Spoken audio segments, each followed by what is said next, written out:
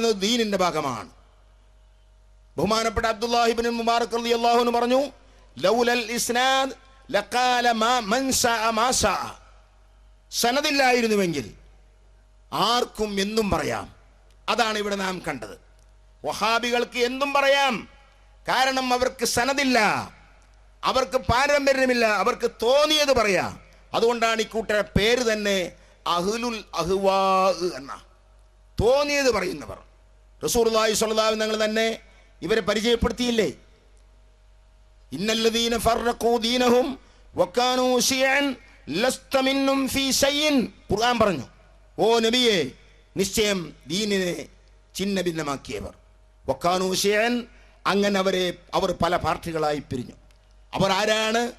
ആ കൂട്ടരെ സംബന്ധിച്ച് പറഞ്ഞത് ലസ്ത മിൻഹും ഫീ ശൈഇൻ, ഓ നബിയെ, തങ്ങൾ അവരുമായി യാതൊരു ബന്ധവുമില്ല.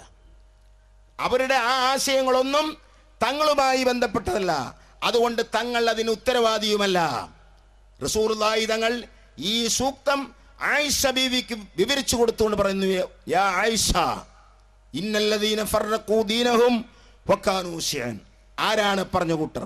ഹും അസ്ഹാബുൽ ബിദ്അഇ വൽ അഹ്വാ. ബിദ്അത്തിന്റെ ആളുകളാണ്. വൽ അഹ്വാ, തടിയിച്ചയുടെയും തോന്നിവാസത്തിന്റെയും ആളുകളാണ്. തോന്നിയത് പറയുന്നവരാണ്, തോന്നിയത് പ്രവർത്തിക്കുന്നവരാണ്. ലൈസ ലഹും തൗബത്തുൻ അന മിൻഹും ബരീഉൻ വഹും മിന്നീ ബുറാ. നിശ്ചയം അവർക്ക് പാപമോചനമില്ല, തൗബയില്ല. ഞാൻ അവരിൽ നിന്ന് മുക്തനാണ്, അവർ എന്നിൽ നിന്നും മുക്തരാണ്. എത്ര വ്യക്തമായി റസൂലുള്ളാഹി തങ്ങൾ പറഞ്ഞു. ഇമാം തബറാനി അനസ് റളിയല്ലാഹു അൻഹുവിൽ നിന്ന് ഈ ഹദീസ് അവിടുത്തെ മുഅ്ജമുൽ കബീറിൽ ഉദ്ധരിച്ചതായി നമുക്ക് കാണാൻ കഴിയും. ഞാൻ പറഞ്ഞു വന്നത്, ഈ വിഭാഗം തോന്നിയത് പറയുന്നവരാണ്. കാരണം അവർക്ക് സനദില്ല, അവർക്ക് എന്തും പറയാം. നമ്മൾ പറയില്ലേ, തറവാടുള്ള ഒരാൾക്ക് എന്തെങ്കിലും പറയാൻ പറ്റില്ല, തറവാടില്ലാത്തവൻ എന്തും പറയാം. ഈ കൂട്ടർ ദീനിൽ തറവാടില്ലാത്തവരാണ്.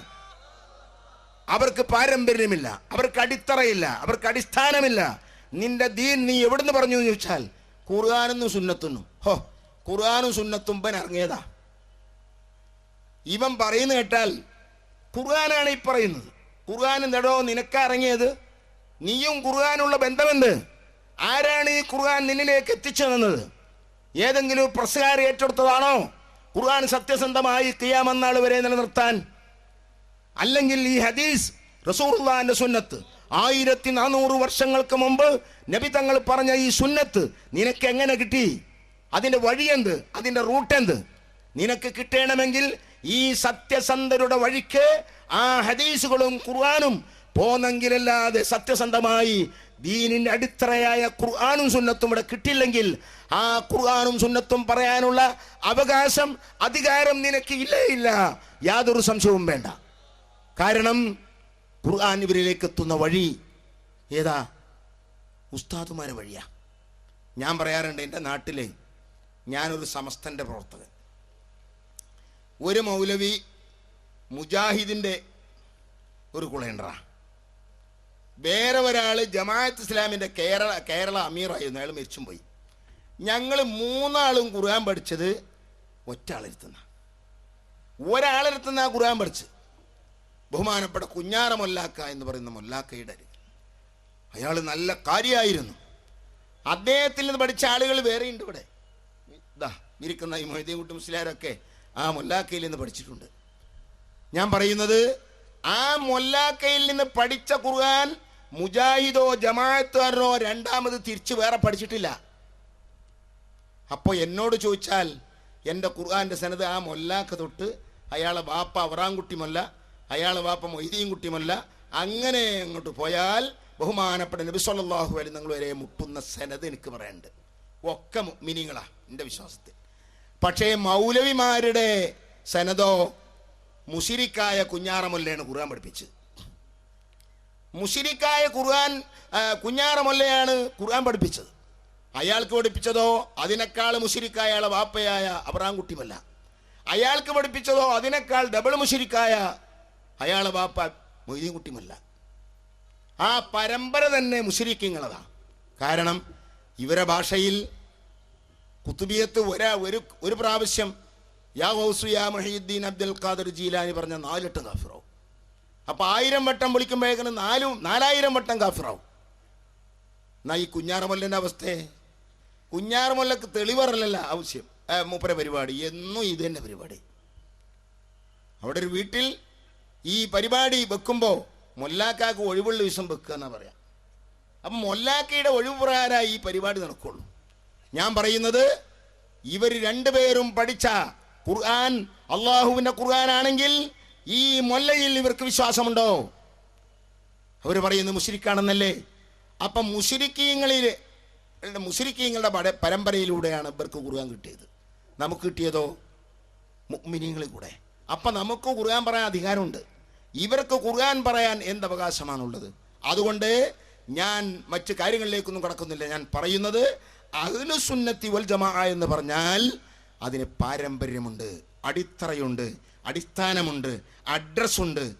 ഇവിടെ വലിയ പ്രസംഗം കേൾക്കും. പ്രസംഗം കേട്ടാൽ അത് കേട്ടപ്പോഴേക്ക് തോന്നി എന്ത് ഇവൻ പറഞ്ഞതാണോ ദീന്? ചില പാപങ്ങൾക്ക് തോന്നിപ്പോവുക.